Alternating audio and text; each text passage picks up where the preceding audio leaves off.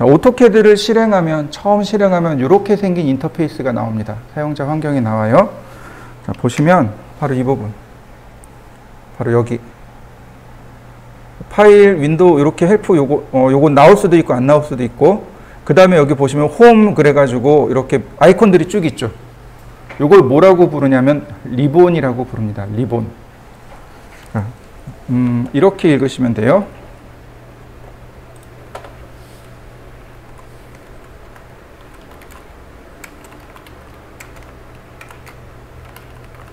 이렇게 리본 메뉴라고 합니다. 맨 위에 아이콘들 쭉 있죠? 얘를 리본 메뉴라고 합니다. 이게 2009년도에 처음 나왔어요. 지금 이 인터페이스가 오토캐드 2009 버전 인터페이스입니다. 그러니까 이렇게 인터페이스가 한 번씩 그러니까 완전히 뒤바뀔 때가 있어요. 근데 우리는 저 인터페이스를 활용하지 않습니다. 그럼 뭘 쓸 거냐면 커맨드라는 걸 사용할 겁니다.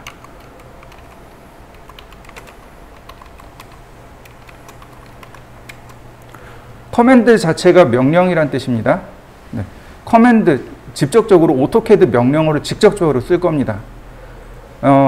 이제 이런 분들이 계시죠. 이제 연세가 좀 지긋하시고, 그 다음에 이제 키보드가 느리신 분들이 계시단 말이죠. 리본 메뉴 쓰셔도 돼요. 리본 메뉴 쓰세요. 사용하는 방법은 커맨드하고 똑같습니다. 근데 나는 회사에 좀 도움이 되고 싶고, 나는 이직도 하고 싶고, 또는 나는 취업도 하고 싶어요. 그러면 커맨드 메뉴로 익혀두세요. 예전에 제가 근무할 때 제 사수가 그때는 이제 툴 메뉴라고 했어요. 툴 메뉴라는 게 있어가지고 툴 메뉴를 굉장히 잘 썼습니다. 저는 이제 커맨드 메뉴 쓰는 유저고, 그러니까 제가 설계하는 거 보더니 야 답답하게 어떻게 커맨드 다 쓰고 있냐? 제가 처음 입사한 날 그러더라고요. 이거 빨라요. 빠르긴 뭐가 빠르냐? 그랬더니 30분 있다 와서 빠르네. 그랬더니 한 달 있다가 야 명령어 그거 뭐냐? 그리고 물어보시더라고요. 커맨드가 가장 기본이 되는 겁니다. 그러니까 커맨드를 외워두세요. 나는 오랫동안 일을 하고 싶어. 그러면 커맨드를 외워두세요. 저 리본 메뉴가 언제 바뀔지 몰라요. 그러면 리본 메뉴가 없어져 버리면 어떻게 할까요? 리본 메뉴를 찾아야 되는 거죠. 아마 당분간은 없어지진 않을 것 같아요. 한 5년, 10년 이내는 리본 메뉴가 없어지진 않을 것 같기는 해요. 그러니까 크게 문제되진 않지만 나는 정말 오래 일할 거야. 그러면 커맨드를 외워두세요. 자, 캐드를 실행해 보죠. 바로 이 부분. 여기 A자 옆에 아이콘이 3개가 있죠. 그 중에 첫 번째 아이콘이 뉴 아이콘입니다. 뉴. 새로운 작업 창을 띄워라. 우리 이거 너무 잘 알아요. 컨트롤 N키 누르시면 돼요. 여기 단축키가 이렇게 뜰 겁니다. 여기는 요 아래쪽에 나올 거예요. 여러분들도 이렇게 아이콘을 갖다 올리면, 커서를 갖다 올리면 툴팁이 뜰 겁니다. 그 컨트롤 N을 누르셔도 되고, 저 아이콘을 누르셔도 되고, 아니면 여기를 누르셔도 됩니다. 여기 이렇게 누르면 여기 뉴 아이콘 있죠. 자, 여기는 뉴 아이콘을 눌러봅니다. 그러면 자, 이렇게 생긴 템플러리가 뜹니다. 셀렉트 템플릿. 템플릿은 예제란 뜻입니다. 그러니까 오토캐드를 만든 오토데스크가 우리한테 예제를 주는 겁니다. 어떤 예제를 가지고 쓸 겁니까? 라고. 여기 예제들이 많이 있을 겁니다. 좀 많이 있죠? 그 중에 누구를 써야 되느냐? 얘를 써야 됩니다.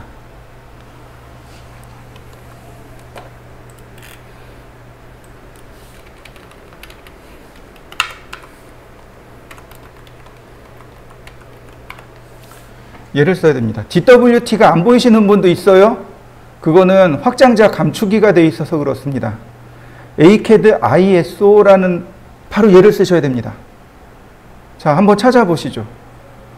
찾아서 선택하시고 그리고 오픈. 자, 여기까지 한번 해보시죠. 자, 우리가 ACAD ISO DWT하고 쓸 수 있는 게 ACAD.DWT하고 둘 중에 하나만 선택해서 쓰시면 됩니다. ACAD라는 예제 파일하고 ACAD ISO라는 예제 파일하고 이 두 개 중에 하나만 선택해서 쓰시면 돼요. 그런데 지금 제가 얘를 쓰라고 했습니다. 그죠? 차이가 뭘까요? 두 파일의 차이. 하나는 ISO가 붙었죠. 그럼 ISO가 뭘까요? 자, 이렇게 보시죠. 자, KS 들어보셨나요? 코리안 스탠다드, 한국 공업 규격을 의미합니다. 자, 그러면 얘는 들어보셨나요? JIS, 일본 공업 규격을 말합니다. 재팬 인더스트리얼 스탠다드. DIN, 아이고, 이건 독일이에요.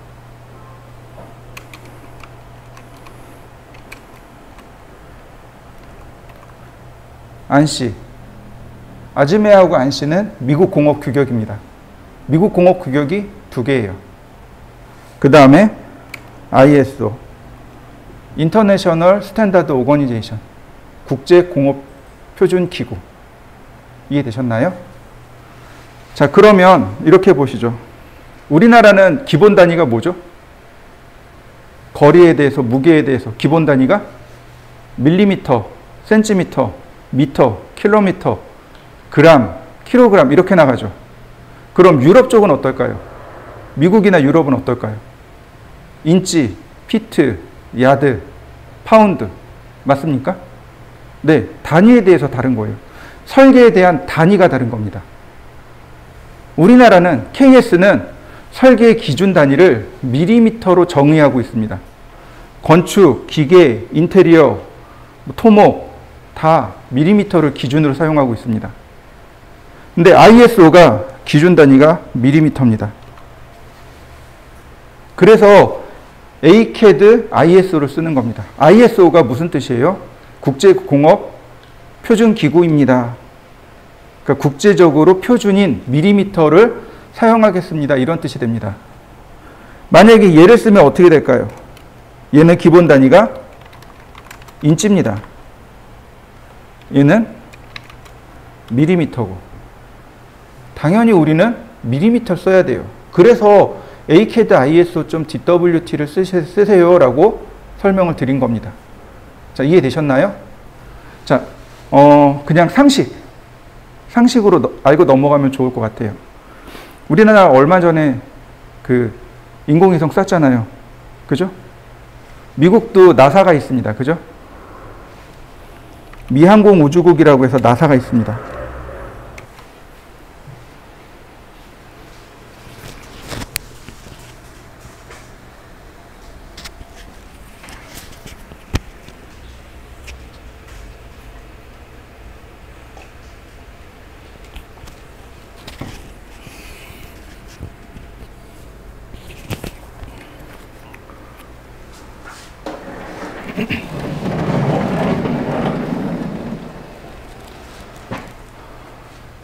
그 에어컨 주변에 좀 추울 수 있어요. 여기 에어컨 여기 있잖아요. 에어컨 주변으로 추울 수 있습니다. 얘기해 주세요. 지금 24도에 맞춰놨거든요.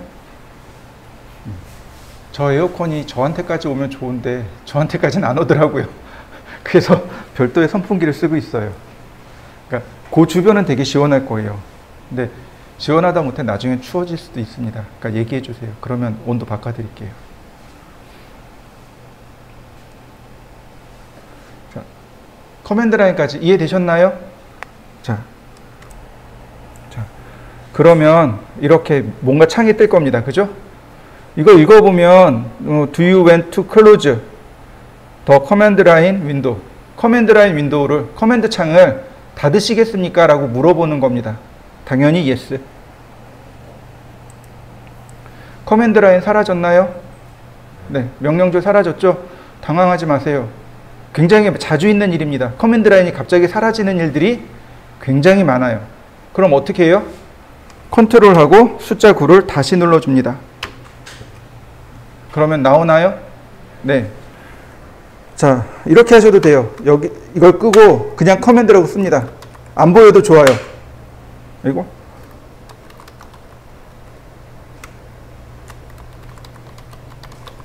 자, 커맨드 라인이라고 직접 쓰셔도 돼요. 커맨드 라인이라고 이렇게 직접 쓰셔도 됩니다. 커맨드 라인이라고 직접 쓰셔도 돼요.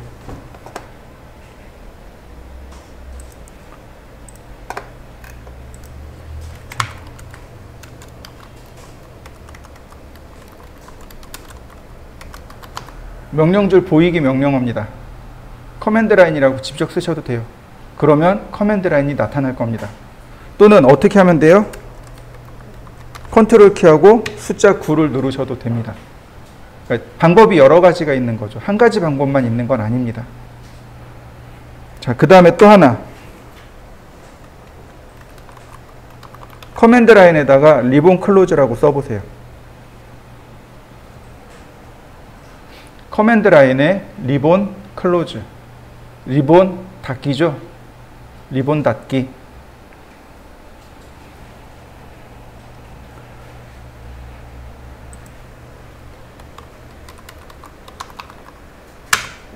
그러면 리본 메뉴 사라진 거 보이시나요? 그러면 다시 보이게 할 때는 어떻게 하면 될까요? 그냥 리본까지만 쓰시면 됩니다. 리본 오픈 아니고 그냥 리본이요. 그러면 이렇게 리본이 나타납니다.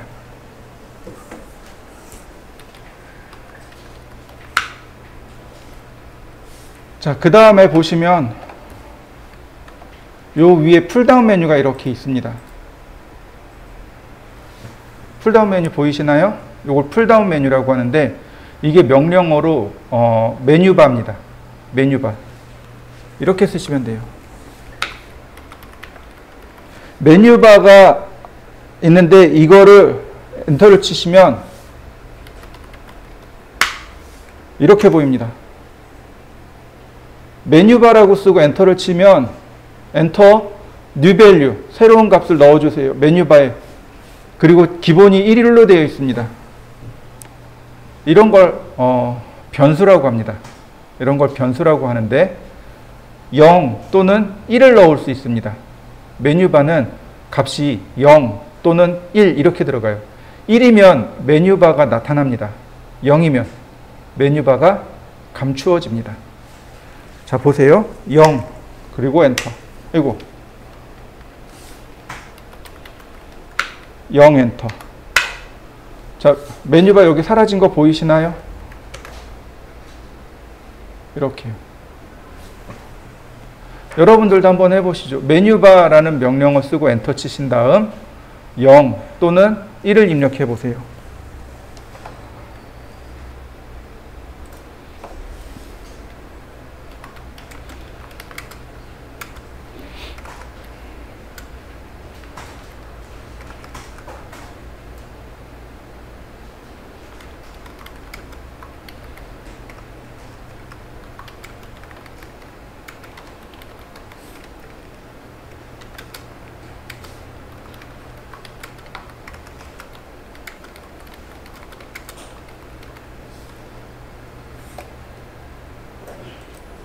자, 그 다음에 우리가 이제 기억해야 될 거. 그게 뭐냐면 이거예요. 오토캐드잖아요. 우리가 배우는 게. 중요한 건 캐드입니다. 캐드가 중요한 거예요. 캐드는 컴퓨터 애드 디자인의 약자입니다. 그러니까 디자인은 설계란 뜻이에요. 애드는 더하기고, 그러니까 컴퓨터 더하기 설계란 뜻입니다.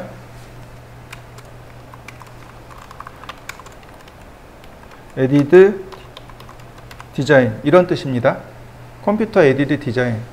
그러니까 다시 말하면 옛날에는 다 손으로 설계를 했어요.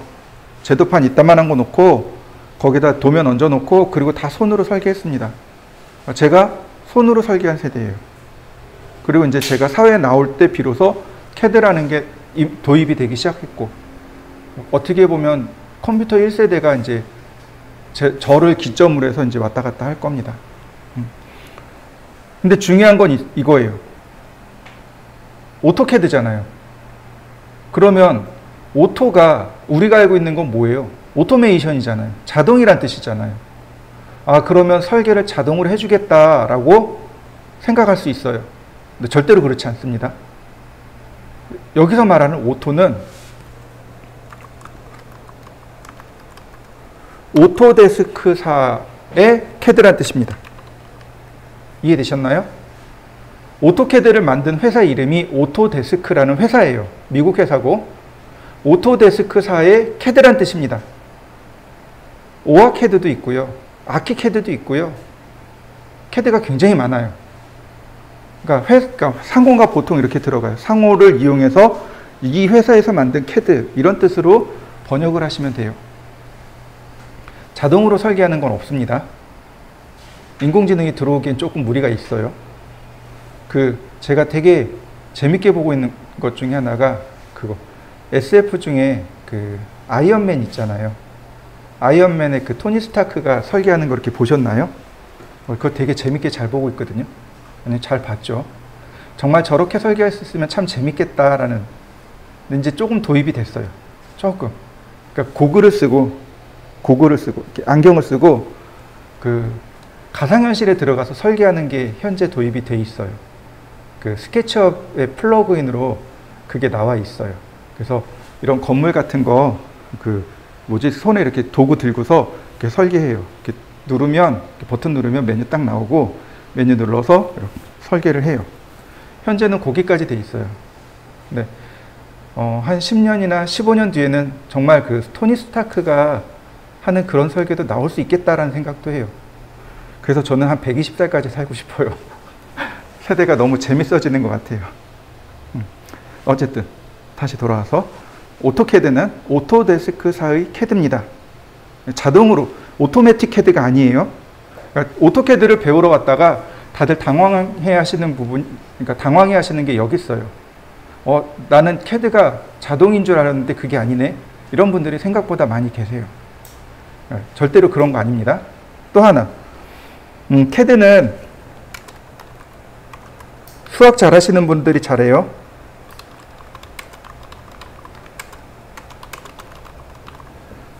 그러니까 캐드는 어떤 캐드는 다 똑같습니다. 유클리드 기하학에서 유래했습니다.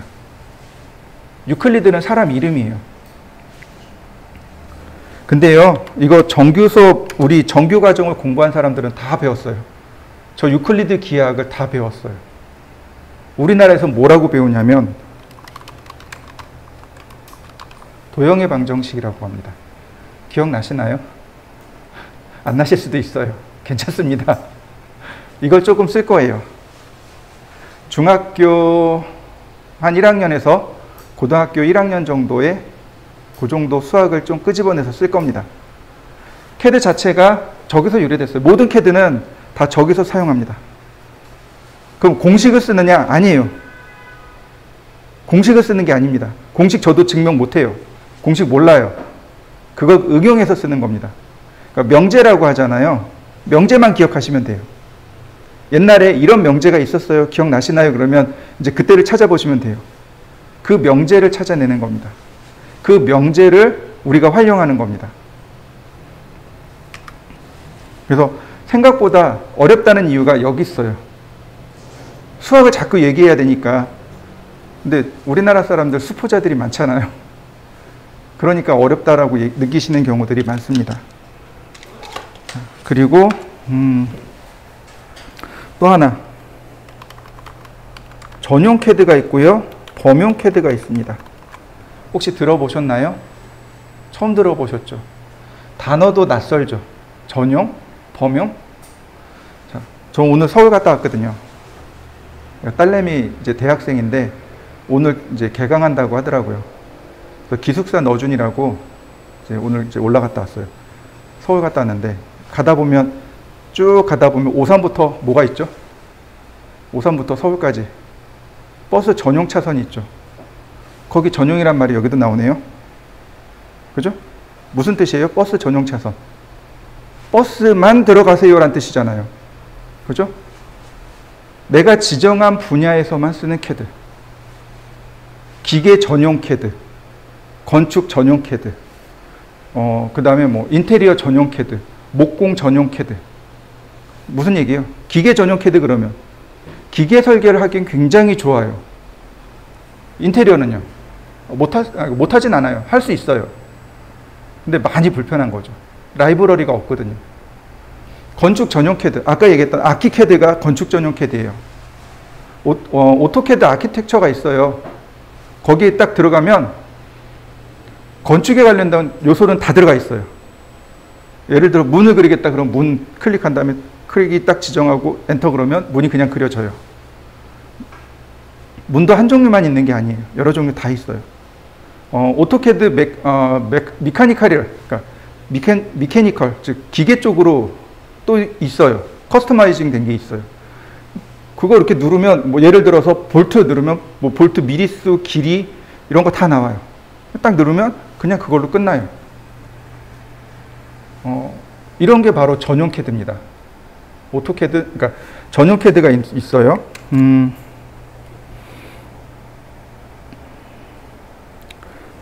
예를 들어서 솔리드웍스,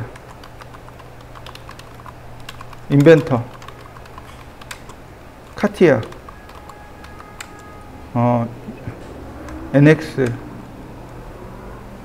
얘네들은 기계 전용 캐드입니다. 3D로 기계를 설계하는 거예요. 저 같은 경우도 솔리드웍스하고 인벤터까지는 써요. 저 카티아가 제일 비싸요.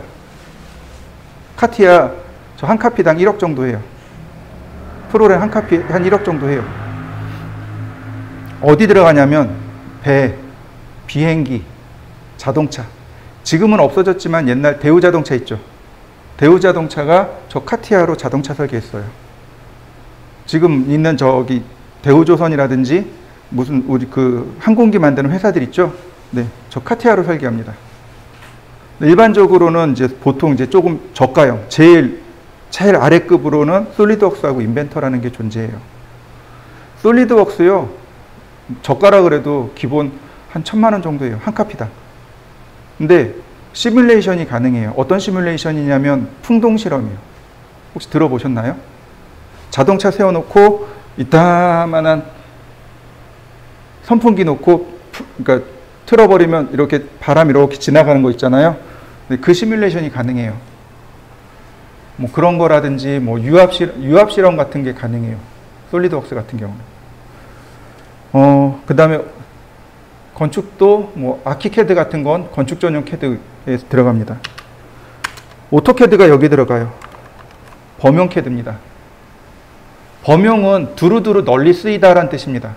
분야하고 상관없이 쓸 수 있는 캐드. 그게 바로 범용 캐드입니다. 인테리어도 쓸 수 있고 건축도 쓸 수 있고 기계도 쓸 수 있고 그게 오토캐드예요. 보통 현장에 가면 솔리드웍스하고 오토캐드 같이 써요. 인벤터하고 오토캐드 같이 씁니다. 카티아하고 오토캐드 같이 써요. 쟤네들은 3D를 기반으로 한 설계예요. 근데 문제는 뭐냐면 3D로는 잘하는데 이걸 거꾸로 2D로 설계를 해서 자료를 보관해야 된단 말이죠. 그게 약한 거예요. 그걸 누가 보완해요? 오토캐드가 보완합니다. 그래서 항상 2개씩 써요.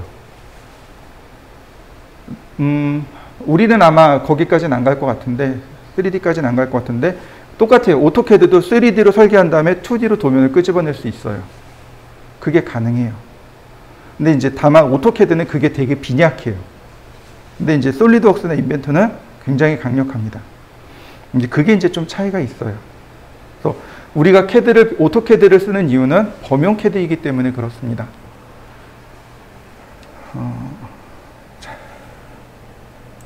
자, 그러면 가장 기초적인 명령어부터 한번 알아보도록 하죠. 라인이라는 명령어입니다. 여기 라인이요. 여기 있습니다. 커맨드에다가 라인이라고 쓰셔도 되고 리본 메뉴에 라인 누르셔도 돼요. 선을 그릴 때 사용하는 명령어고 라인이라고 다 쓰셔도 되지만 L만 쓰셔도 돼요. 이걸 뭐라고 부르냐면 단축키라고 부릅니다. 단축키라고 부르는데 보시면 여기 대문자 있죠. 대문자가 단축키입니다. 예를 들어서 제가 이제 우리가 배울 명령어 중에 자르기라는 명령어가 있어요. 트림이 이제 자르기라는 명령어입니다. 보시면 제가 대문자 2개 써놨죠. tr. 네. 단축키가 tr입니다. 그러니까 대문자는 단축키고 풀 커맨드 전체 명령어는 제가 이렇게 다 적어 드릴 겁니다. 그러면 전체 명령어로 쓰시고 단축키 별도로 또 외워두시면 돼요. 대부분 다 첫 번째 글자, 두 번째 글자 혹은 세 번째 글자 이렇게 됩니다. 예를 들어서 사각형 그리기가 렉탱이라는 명령어예요. 이렇게 됩니다. REC 이렇게 렉탱글. 그러니까 명령어를 알고 있으면 첫 번째 글자나 두 번째 혹은 세 번째 글자까지 쓰시면 돼요. 물론 간혹 아닌 것도 있어요. 분해라는 명령어가 있습니다. 익스플로드, 분해라는 명령어는 단축키가 X예요. 이렇게 조금 엉뚱한 것도 있기는 하지만 대체적으로 첫 번째 단어 혹은 두 번째까지를 많이 사용합니다. 그 중에 우리 이번엔 라인이라는 명령어 쓸 겁니다. 여기다가 라인 쓰고 엔터. 자, 한번 해보시죠. 명령줄에는 전부 다 소문자로 쓰시면 돼요. 자, 그러면 이렇게 문자가 뜹니다. 라인이라고 쓰고 엔터를 치면 이렇게 뜹니다. 스페이시파이, 퍼스트 포인트. 스페이시파이가 우리나라 말로 번역하면 입력하다라는 뜻입니다. 그러니까 입력해 주세요, 넣어 주세요. 이게 이제 스페이시파이입니다. 우리가 알고 있는 단어 중에 인풋, 아웃풋 그럴 거예요. 그죠? 인풋이 입력하다라는 뜻인데 스페이시파이도 입력하다라는 뜻입니다. 그러니까 이제부터는 이 오토캐드는 스페이시파이로 전부 다 나올 겁니다. 그러니까 이제 얘는 이제 생략할 거예요. 스페이시파이 그러면 입력해 달라는 뜻이구나 받아들이시면 되겠고, 퍼스트 포인트 무슨 뜻일까요? 퍼스트가 첫 번째라는 뜻이죠. 네, 첫 번째 점을 입력해 주세요 라고 뜬 겁니다. 마우스로 아무데나 이렇게 클릭합니다.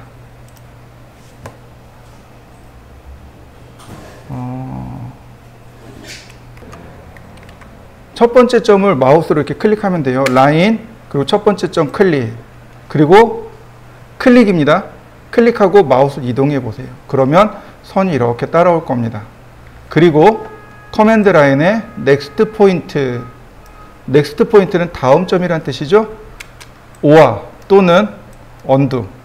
언두란 뜻은 취소하다 또는 되돌리다 이런 뜻입니다. 일단 언두는 무시하고 넥스트 포인트, 다음 점. 적당한 위치에다가 클릭. 그 다음 넥스트 포인트 또 나오네요. 적당한 위치에 클릭. 계속 나올 거예요. 이렇게.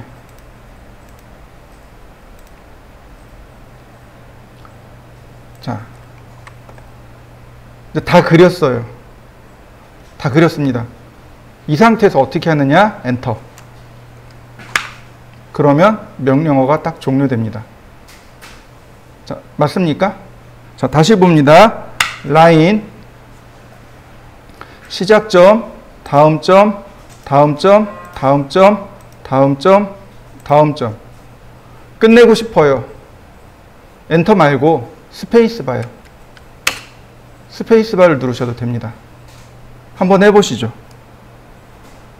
자, 다시 라인을 그리고 싶어요. 다시 여기다가 라인을 또 그리고 싶어요. 그러면 라인이라고 쓰지 말고요. 여기다가 아무것도 쓰지 마시고 그냥 엔터만 누릅니다. 그러면 라인이 다시 시작돼요. 그러니까 그냥 엔터를 누른다는 뜻은 뭐냐면 마지막에 썼던 명령어를 다시 시작해 주세요. 이런 뜻입니다. 그냥 입력 없이, 명령어 입력 없이 엔터는 마지막에 사용한 명령어 다시 시작하기 이런 뜻입니다. 우리가 마지막에 쓴 게 라인, 선 그리기죠. 그러니까 그냥 엔터 누르시면 돼요. 자, 다시 봅니다. 여기 명령어에다가 아무것도 쓰지 않고 스페이스바를 눌러보세요. 그럼 라인 시작되는 거 보이시나요? 그럼 알 수 있는 게 있습니다. 스페이스바는 엔터와 동일한 역할을 합니다. 보통 스페이스바 누르면 어떻게 돼요? 이렇게 한 칸 띄우기가 들어가죠. 네, 명령어에 스페이스바는 없습니다. 한 칸 띄우기가 없어요. 글씨를 쓸 때는 스페이스바가 한 칸 띄우기가 되고 엔터가 줄바꿈이 됩니다. 그러나 이렇게 명령어로 쓸 때는 엔터와 스페이스바는 입력으로 사용되어집니다. 그냥 똑같은 뜻이에요. 그러면 한번 생각해 보시죠. 엔터를 누르는 게 편할까요? 아니면 스페이스바를 누르는 게 편할까요? 스페이스바가 훨씬 편해요. 왜냐하면 스페이스바가 엄지손가락에 걸리거든요. 여러분들 키보드에 F자하고 J자에 요철이 있습니다. 그죠? 그게 뭐냐면 양손 검지손가락짜리예요. 이게 양손 검지손가락짜리고 F, D, S, A 그리고 딱 놓으면 스페이스바, 엄지가 스페이스바에 딱 걸리게 돼요. 맞습니까? 스페이스바를 많이 써요. 그래서 스페이스바 씁니다. 엔터 안 쓰고. 이해되셨나요? 네. 그러면 여기에 F자, 여기에 J자. F, J. 그럼 딱 맞을 거예요. 맞습니까? 그러면 왼손은 키보드를, 오른손은 마우스를 각각 장악할 수 있겠죠. 이해되시나요? 명령어를 쓸 때 왼손으로 키보드를, 오른손으로 마우스를 그렇게 쓰셔야 됩니다. 그래야 작업 속도가 빨라질 거예요. 어디까지 연습하셔야 되냐면 왼손으로 명령어를 300타 정도 칠 수 있을 만큼 쓰셔야 돼요. 지금은 안 돼요. 나중에 이제 수업 끝나갈 때쯤 되면 한 150타에서 200타 정도 칠 겁니다. 왼손으로 키보드를, 오른손으로 마우스를. 근데 입력할 때는 어쩔 수 없이 양손 쓰기도 하겠지만은 가급적이면 왼손 키보드, 오른손 마우스. 한번 해보세요. 라인, 서클, 트림, 줌. 생각보다 많이 편해요.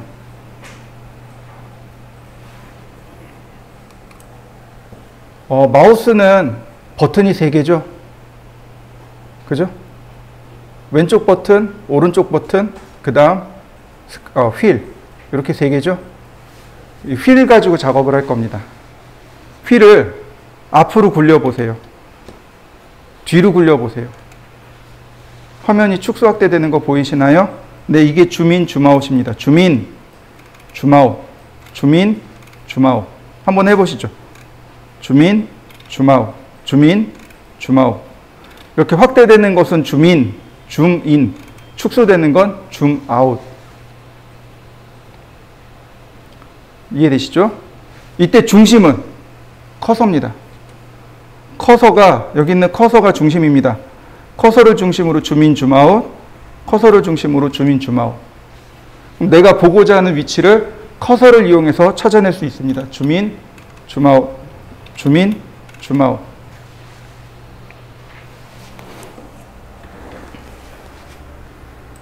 명령어로 줌이라고 합니다.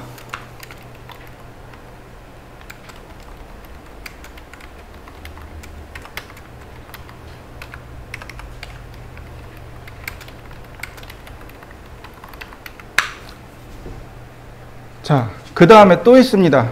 그게 뭐냐면 드래그요. 드래그. 드래그가 뭐죠? 누른 상태에서 마우스를 움직이는 거. 네. 휠을 누르세요. 그 다음 마우스 이동합니다. 휠을 누르세요. 마우스 이동합니다. 화면 이동되는 거 보이시나요? 네, 이걸 펜이라고 합니다. 이걸 펜이라고 해요. 휠을 누른 상태에서 움직입니다.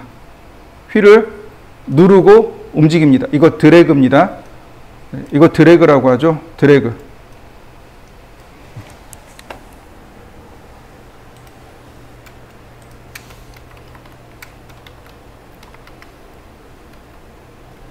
휠 드래그 하면 펜, 즉 화면 이동이 됩니다.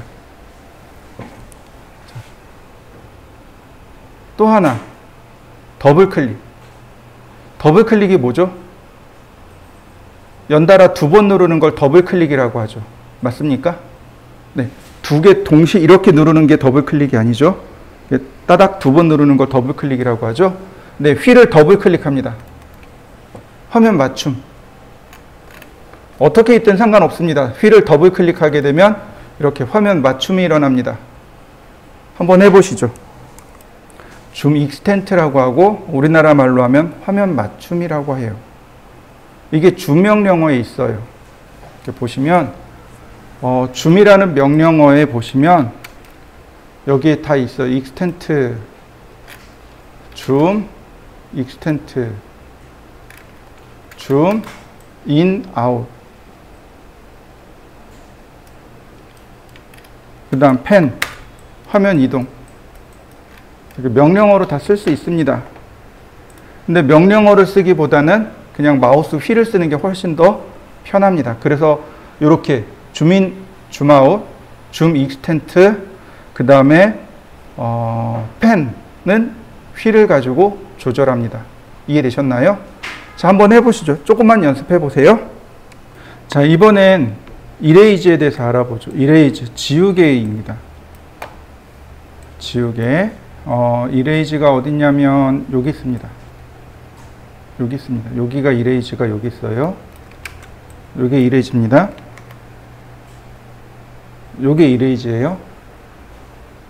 요 연필 지우개 보이시죠? 요게 이레이즈입니다. 근데 이레이즈 전에 우리가 하나 알아야 될 게 있는데 그게 뭐냐면 객체 선택하기. 객체 선택하는 방법을 조금 이해를 하셔야 됩니다. 선택을 해야 지울 수 있겠죠? 네, 선택을 해야 지웁니다. 선택하는 방법이 두 가지가 있습니다. 하나는 포함 선택이고요. 하나는 걸침 선택이라고 합니다.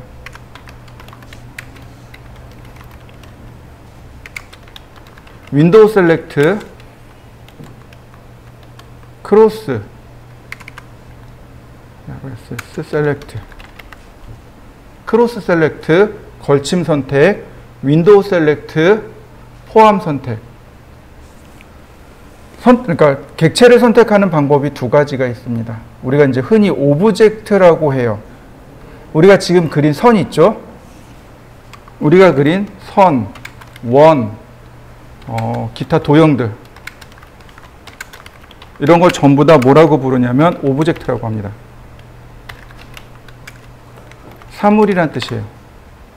혹은 객체란 뜻입니다. 자, 이해되셨나요? 네. 우리가 그린 선들, 그리고 이제 앞으로 배울 원, 그 다음에 이제 기타 도형들, 그 다음에 문자, 이런 것 전부 다 통틀어서 오브젝트라고 부릅니다. 오브젝트. 근데 오브젝트라는 말 자체가 사물이란 뜻이에요. 물체란 뜻입니다. 그리고 조금 더 한자어로 얘기하면 객체란 뜻이 돼요. 그래서 이레이즈라는 명령을 실행하면 이렇게 뜹니다. select object라고 뜹니다. select는 선택하다, object는 사물을 선택해주세요. 지우고 싶은 사물을 선택해 주세요. 이런 뜻이 됩니다. 이거는 이레이즈하는 방법은 두 가지가 있어요. 이레이즈 명령어를 이용해서 지우는 방법이 있고 키보드에 딜리트 키 있죠. 델키를 눌러서 지우는 방법도 있고 이렇게 그냥 델키 선택해서 델키 누르면 지워집니다. 두 가지 방법 다 있어요. 보통은 후자를 더 많이 사용해요. 자, 지우는 방법, 선택하는 방법은 첫 번째로 이렇게 그냥 클릭하면 됩니다. 여러분들도 한번 클릭해 보세요. 하나씩 이렇게 클릭하면 됩니다. 선택된 거 보이시나요? 이렇게 선택된 거 보이시나요? 선택이 되면 이렇게 파란색 상자가 나타날 겁니다.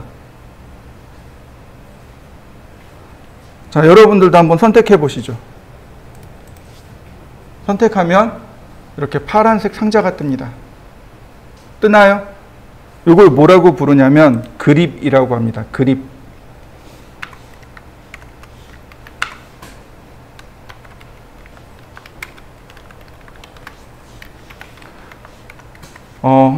명령어 없이 객체를 선택하면 그립이 나타납니다.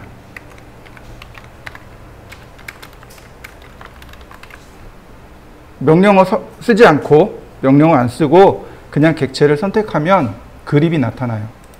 요거 ESC 키 누르면 사라집니다. 한번 해보시죠. 선택하고 해제하는 방법은 ESC 키입니다. 그립이에요, 그립. 이 그립에는 어떤 명령어들이 숨어 있습니다. 어떤 기능들이 숨어 있어요. 그건 나중에 이 기능들을 이해할 때쯤 다시 한번 설명할 겁니다. 그립, 손잡이에요, 손잡이. 야구 좋아하시나요? 야구 혹은 배드민턴. 배드민턴 같은 경우 라켓이 있죠. 라켓 손잡이를 그립이라고 합니다. 야구 방망이 손잡이를 그립이라고 해요. 테니스 손잡이 그립이에요. 골프채 손잡이 그립입니다. 그립. 손잡이란 뜻이에요. 네, 이 손잡이 안에 어떤 기능들이 들어 있습니다. 이 그립이 나타나면 선택된 거예요. 이 상태에서 키보드에 델키 눌러보세요. 그러면 삭제가 됩니다. 거꾸로 이레이즈 명령어 실행한 다음에 선택하셔도 돼요. 이렇게요. 그리고 엔터. 그러면 이와 같이 삭제가 됩니다. 한번 해보시죠. 자, 그 다음에 보시면 이제 걸침 선택하고 포함 선택을 설명드리도록 하죠. 빈 공간입니다. 마우스로 빈 화면에 빈 공간을 클릭 후, 자, 이렇게요. 빈 공간 클릭 후 오른쪽, 왼쪽으로 이동합니다. 자, 오른쪽으로 이동하면 포함 선택. 화면의 빈 공간을 클릭 후 왼쪽으로 이동하면 걸침 선택이 됩니다. 자, 보세요. 화면에 아무것도 없는 빈 공간이죠. 여기에 클릭합니다. 클릭하고 그 다음 마우스를 움직이는 겁니다. 그러면 이렇게 파란색 상자가 뜰 거예요. 근데 왼쪽으로 가면 이렇게 녹색 상자가 뜰 겁니다. 여러분들도 한번 해보시죠. 이렇게.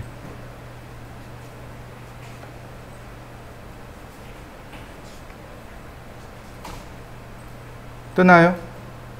네. 자, 이렇게 파란색 상자 끝까지 이동한 다음에 이렇게 내가 선택하고 싶은 것들을 완전히 다 집어넣습니다.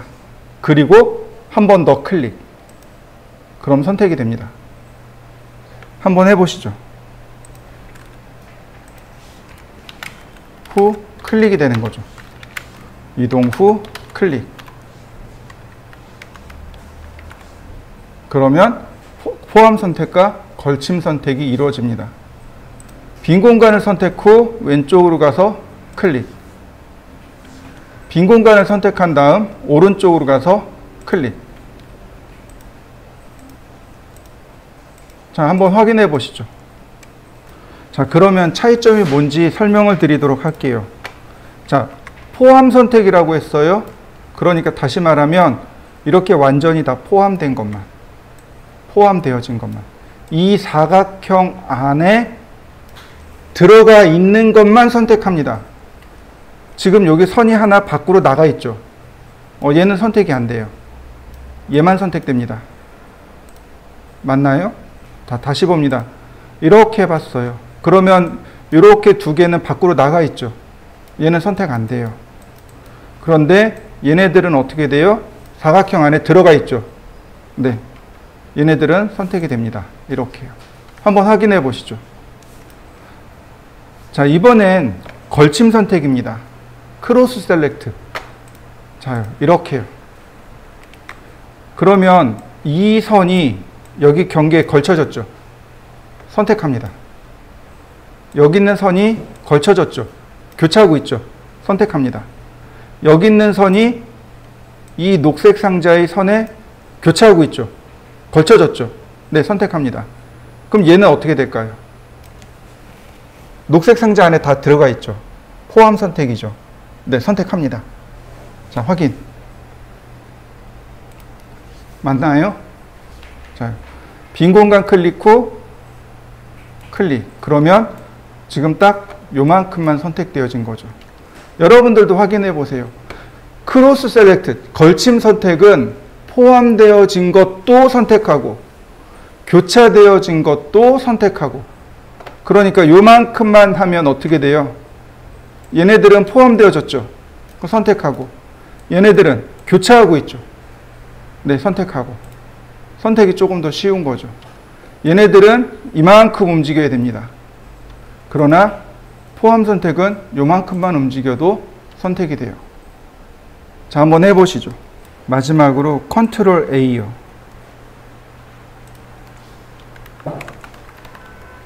컨트롤하고 A는 전체 선택입니다. 컨트롤 A, 그러면 전체 선택되어져요. 이 상태에서 델키 누르시면 한 번에 지워집니다. 자, 한번 해보시죠. 자, 이번엔 다시 라인으로 되돌아가죠. 라인, 첫 번째 점 입력해달랍니다. 클릭. 넥스트 포인트, 다음 점 입력해달래요. 클릭. 또 다음 점 입력해달랍니다. 클릭. 자, 여기 클로즈라는 메시지가 뜹니다. 클로즈가 닫다란 뜻입니다. 근데 그 앞전에는 클로즈가 안 떴어요. 보시면 그 앞전엔 언두만 있었고 비로소 클로즈가 나옵니다. 그죠? 왜 그러냐면 이제 삼각형이 됐거든요. 닫으면 어떻게 돼요? 삼각형이 되는 거죠. 그러니까 그러니까 이각형이나 일각형이라는 개념이 없잖아요. 그죠? 최소 도형은 삼각형이어야 돼요. 모서리가 3개가 있어야 되는 거죠. 그러니까 비로소 닫으면 삼각형이 되니까 클로즈라는 메시지가 뜨는 겁니다. 이렇게 삼각형이 되어서야 비로소 클로즈가 뜨고, 자, 여기 클로즈라는 메뉴, 여기 옵션을 보시면 역시 대문자에 파란색으로 되어 있는 거 보이시나요? 네, 캐드가 그렇게 쓰고 있어요. 클로즈를 하시려면 여기다가 커서에다 C 누르고 그리고 엔터. 도형 닫고 명령어 닫고. 자, 한번 해보실까요? 자, 다시 봅니다.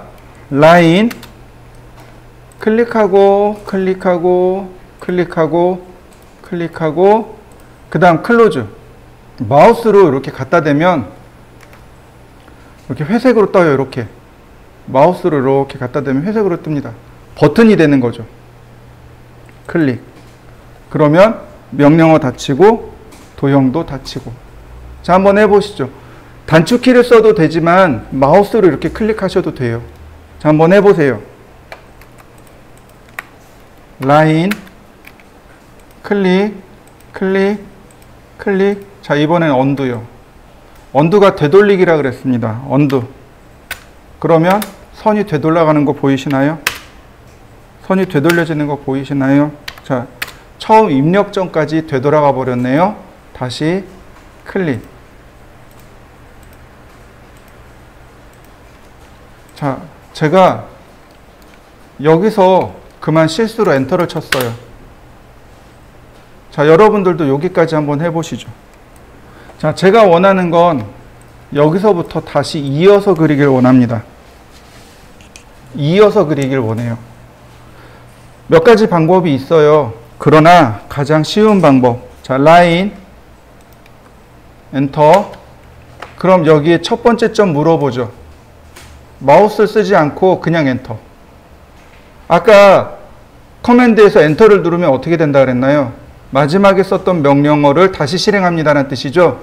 역시 마찬가지로 퍼스트 포인트에서 아무것도 입력 안 하고 그냥 엔터를 누르면 마지막에 끝난 점에서 다시 시작합니다. 이렇게요. 마지막에 끝난 점에서 다시 시작. 자, 이때 제가 클로즈를 할 겁니다. 이때 제가 클로즈를 할 거예요. 이렇게 갈까요? 아니면 이렇게 갈까요? 자, 확률은 50%죠?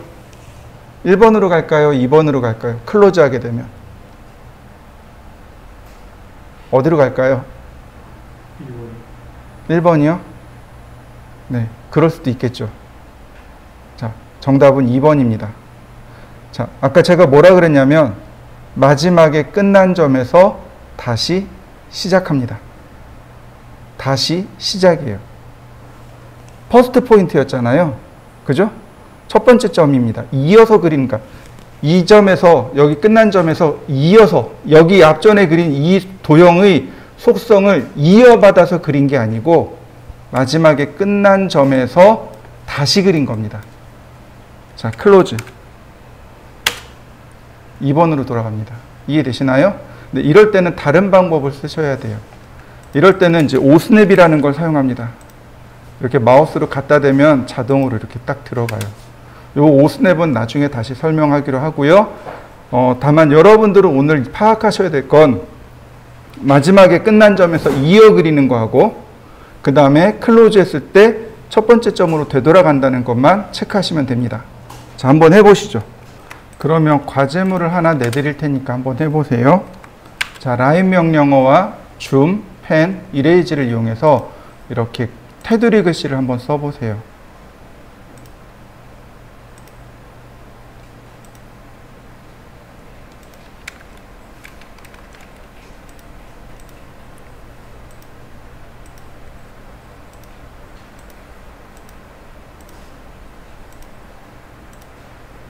이런 식으로요. 테두리 글씨라고 하죠. 가나, 다라, 마바, 사까지요. 아는 원이 나오죠. 우리 원 안 배웠잖아요. 그죠? 그러니까 사까지만 가나, 다라, 마바, 사까지 이렇게 테두리 글씨를 써봅니다. 그러면서 라인, 줌, 펜, 이레이즈를 여러분들 걸로 숙지하시면 좋겠습니다. 자, 시작하시죠. 이제는 좌표라는 개념에 대해서 우리가 조금 공부를 해야 됩니다. 그래서 오늘하고 다음 시간은 좌표라는 개념에 대해서 좀 공부를 할 건데요. 좌표 그러면 조금 어렵습니다.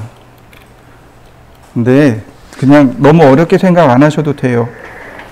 우리가 중학교 다닐 때 그래프라는 걸 배웠습니다. 기억나시나요?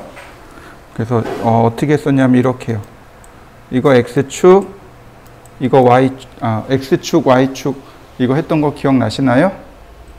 그래서 여기 이게 X, 여기가 Y 이렇게 됐었죠. 그래서 요 점이 0,0이었고 일정한 간격으로 떨어진 여기를 X, Y라고 하면 이 점이 X, Y 라고 했던 걸 우리가 중학교 때 공부했었습니다. 기억나시나요? 안 나요. 괜찮습니다. 자, 왜 우리가 좌표를 쓰냐면 좌표라는 건 위치를 뜻합니다. 이 화면의 위치가 전부 다 좌표라는 개념으로 생성이 되어 있습니다. 여러분들 화면에 보시면 이렇게 생긴 창이 있을 거예요. 이렇게 생긴 게 있을 겁니다. 좌측 하단에 있을 거예요. 그죠? 네, X축의 방향, Y축의 방향. 위치를 표기하는데 가로 X축, 세로 Y축. 그래서 두 점 사이에 만나는 자리 X, 쉼표, Y 이렇게 좌표로 표시합니다. 위치를 뜻해요. 좌표란 얘기는 다시 말해서 위치를 표기하는 방법 중에 하나인 겁니다. 우리가 계속 좌표를 쓰진 않았습니다. 라인 그러면 다시 여기 읽어보면 이렇습니다. 여기 퍼스트 포인트라고 돼 있잖아요. 포인트가 우린 점으로 번역하잖아요.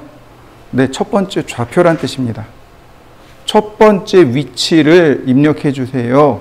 첫 번째 점 또는 첫 번째 위치 또는 첫 번째 좌표 이렇게 이야기할 수 있습니다. 화면상에 어떤 위치를 입력해 주세요. 우린 그걸 좌표로 표시하는 겁니다. 자, 보시죠. 어떻게 표시하냐면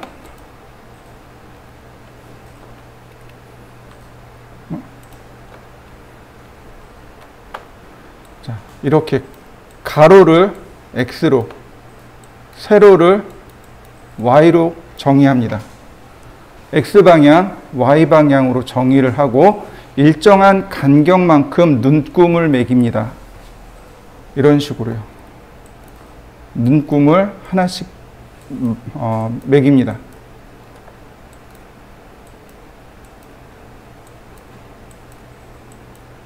예를 들어서 이 눈금 하나가 1mm라고 가정을 하죠. 그러면 1, 2, 3, 4 여기가 5네요. 1, 2, 3, 4 여기가 4고요. 그러면 이렇게요. 이 눈금과 이 눈금이 만나는 요 점은 요 위치는 x가 5이고 y가 4인 지점입니다 라고 우리는 읽을 수 있습니다. 이게 좌표의 개념이에요. 항상 뭐부터 읽어요? x부터 읽습니다. x 그 다음 쉼표 쓰고 y 이렇게 쓰는 거죠. 이게 이제 우리 중학교 때 중학교 1학년 딱 들어가면 학교에서 모는 종이 가져와라 그래요. 그래서 모는 종이 이렇게 가져가요. 그리고 이거 다 그려서 좌표 찾는 연습을 합니다. 초등학교 5학년 때부터 하더라고요. 보니까. 그래서 애들이 지금 이제 저희는 이제 큰 애가 대학생, 작은 애가 고2인데 초등학교 5학년 때 작은 애가 모는 종이 가져가더라고요. 너 그거 뭐에 쓰는데? 그랬더니 몰라 선생님이 가져오래. 그리고 가져가더라고요. 나중에 보니까 좌표 연습하더라고요. 이게 좌표입니다. 자, 좌표 이해되셨나요? 네. 이렇게 위치를 찾는 방법입니다. 위치를 찾는 방법이 총 3가지가 있습니다. 절대좌표라는 게 있고요. 상대좌표라는 게 있고요. 상대 극좌표라는 것이 있습니다. 이렇게 크게 3가지 방법으로 위치를 찾을 수 있습니다. 그 중에 오늘은 절대좌표를 공부할 겁니다. 절대좌표라 하면 특별한 건 없어요. 오토캐드가 지닌 원점에서부터의 거리를 따지는 겁니다. 다시 말하면 오토캐드의 원점이 어디예요? 바로 여기요. 바로 여기요. 제가 원점이에요. x와 y가 만나는 저점. 저기 x가 0이고 y가 0인 점. 바로 저기서부터 얼만큼 떨어져 있느냐 이걸 따지는 겁니다. 그러면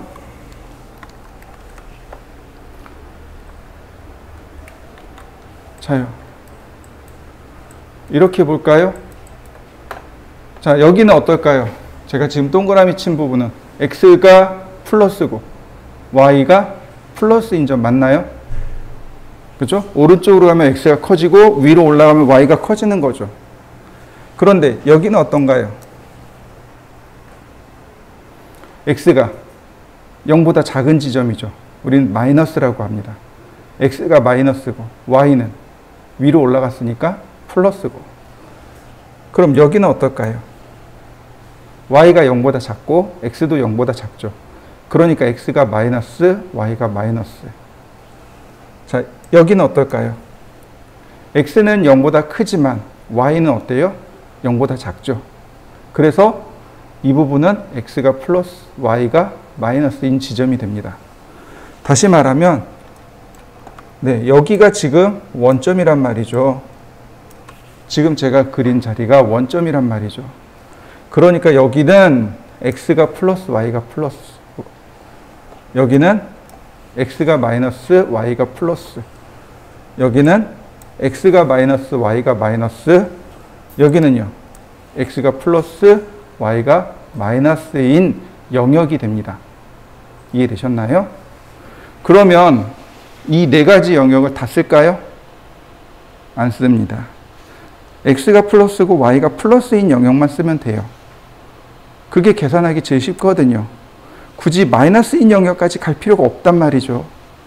자, 제가 한 변의 길이가 200인 정사각형을 그릴 겁니다. 200인 정사각형이에요. 그럼 여기가 100,100. 그럼 여기는요. 마이너스 100,100. 여기는요. 마이너스 100, 마이너스 100.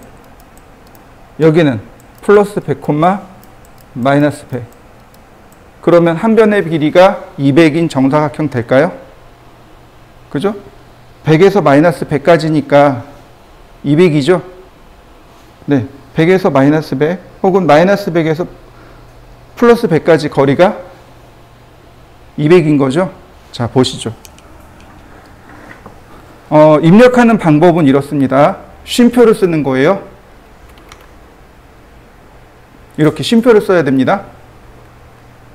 자, 라인 바로 여기에다가 쓰는 겁니다. x가 100이고 쉼표 y가 100이고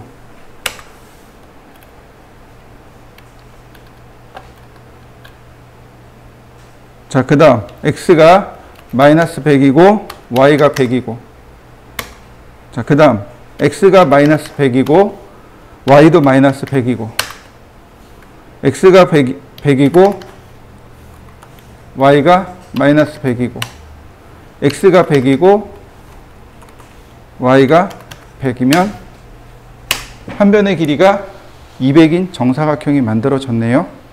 자, 한번 만들어 보실까요? 자, 바로 여기입니다. 제가 아까 블로그를 운영한다 그랬었죠. 블로그 이렇게 쓰시면 돼요. 이렇게요. 요 주소줄에다가 여기 주소줄에 요 내용을 직접 쓰고 엔터 치시면 됩니다. 그러면 절대좌표에 대한 예제가 이렇게 두 개가 있을 겁니다. 얘는 여기 정답이 있어요. 얘는 좌표가 이렇게 표시되어 있습니다. 정사각형을 이렇게 3개 그리는 겁니다. 색상은 안 들어가요. 이렇게 좌표를 읽고 이렇게 2개를 그려보시면 됩니다. 자, 한번 해보실까요? 자, 이번엔 상대좌표에 대해서 알아보도록 하겠습니다. 시간 관계상 상대좌표에 대한 설명을 중간에 끝내게 될 것 같아요. 그럼 다음 시간에는 이제 상대좌표부터 다시 하면 좋을 것 같아요. 자, 상대좌표란 얘기, 상대적이다라는 뜻으로 받아들이시면 됩니다. 지금 제가 이렇게 적어놨을 거예요. 현재 위치에서 다음 점까지의 위치를 표시하는 방법입니다. 자, 이렇게 보시면 좋아요. 상대적이다라는 말을 이렇게 보시면 좋습니다. 자, 앞쪽이 어디 쪽이죠? 손으로 한번 가르쳐 볼까요? 자, 앞쪽이 어느 쪽이죠? 이쪽이죠. 맞나요? 저하고 여러분들하고 반대 아닌가요? 여러분들한테서 앞쪽은 이쪽이죠. 근데 저한테 앞쪽은 어디예요? 이쪽이죠. 이게 상대적인 거죠. 이해되시나요? 바라보는 방향에 따라서 위치가 달라지는 것. 이게 상대적인 겁니다. 그러니까 현재 점에서부터라는 게 중요한 단어입니다. 무슨 얘기냐면, 자, 라인이라고 썼어요. 퍼스트 포인트에다 상대좌표를 쓸 수 있을까요? 현재점이 없잖아요. 무슨 얘기인지 이해되시나요? 첫 번째 점을 넣어주세요. 위치를 잡아주세요 라는 뜻이잖아요. 위치가 있어야 다음 점을 찾는 거죠. 이해되시나요? 현재 내 위치가 없는데 다음 점을 찾을 수 있을까요? 없는 거죠. 그러니까 저 퍼스트 포인트에는 상대좌표를 못 씁니다. 대신에 그냥 이렇게 아무데나 땅 찍어버립니다. 그러면 저 점부터 찾아지게 되는 거죠. 이게 상대적인 겁니다. 자, 보시면 이렇게 보시면 돼요. 현재 점에서부터 현재 있는 위치에서부터 x로 얼마 떨어져 있고 y로 얼마 떨어져 있느냐, 이걸 따지는 게 상대좌표입니다. 다음 시간에는 제가 원론을 설명드리도록 할게요. 원론적으로 상대좌표, 그러니까 수학적으로 상대좌표에 대해서 설명을 드리고, 오늘은 그냥 간단하게 사용하는 방법만 한번 설명을 드리도록 하겠습니다. 사용하는 방법은 앞에 골뱅이를 씁니다. 앞에 골뱅이를 써요. 그러면 상대적입니다. 현재점에서부터 따져주세요. 현재점에서부터 찾아갑니다. 현재점이 0,0입니다. 이런 뜻이 돼버립니다. 다시 말하면 원래 0,0은 여기죠. 그런데 여기를 0,0으로 인식해버리는 겁니다. 다시 말하면 원래는 좌표가 여기에 이렇게 있어야 되는데 얘를 끌고 가버린 거예요. 이렇게. 이렇게요. 여기가 0,0이 돼버린 겁니다. 그러면 똑같이 한 변의 길이가 100인 정사각형을 그릴 거예요. 그러면 여기서부터 여기까지가 100mm입니다. 그러면 여기가 100이고 y는 얼마일까요? 0이죠. x축의 의미는 뭐예요? y가 전부 0인 점인 거죠. 네. 자, 다시 볼까요? 자, 여기가 100이에요. 그럼 두 선이 만나는 여기는 100,100이 되겠네요. 그럼 이 점은요?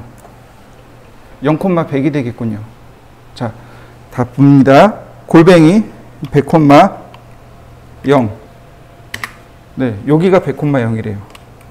이 점에서부터 여기가 100,0이랍니다. 그런데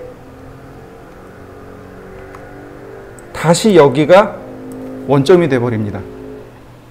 현재 점에서부터. 현재 점이 어디예요? 여기죠. 여기가 다시 원점이 돼버립니다. 원점이 계속 옮겨오는 거예요. 원점이 계속 옮겨 다니는 겁니다. 조금 아까는 원점이 여기 있었단 말이죠. 근데 이제는 원점이 일로 와버린 거예요. 그러면 여기가 100,100이 아니고 0,100이 돼버리는 거죠. 현재 점이 0,0이 되는 겁니다. 골뱅이 0,100 이렇게요. 다시 볼까요? 그러면 원점이 어디라고요? 현재 점이 이렇게 원점이 돼버립니다. 그럼 여기는요? 플러스 x가 되는 거고 여기는요? 마이너스 x가 되는 거죠. 네, 골뱅이 마이너스 100,0 이렇게 돼버리는 거죠. 다시요. 현재점이 여기 있잖아요. 이렇게. 현재점이 0,0이 되는 겁니다. 그러면 여기는 얼마가 되는 거예요? 0, 마이너스 100이 되는 거죠. 왜요? 이쪽이 플러스잖아요. 0보다 작게 되니까. 네, 골뱅이 0, 마이너스 100. 이렇게요. 대각선으로도 그릴 수 있어요. 현재점이 0,0이라 그랬어요. 그죠? 그러니까 골뱅이 100, 100. x가 100이고 y가 100인 점. 이 점까지. 이렇게요. 사선으로도 그릴 수 있습니다. 이게 상대좌표예요. 자, 요거 한번 그려보실까요? 한 변의 길이가 100인 정사각형입니다.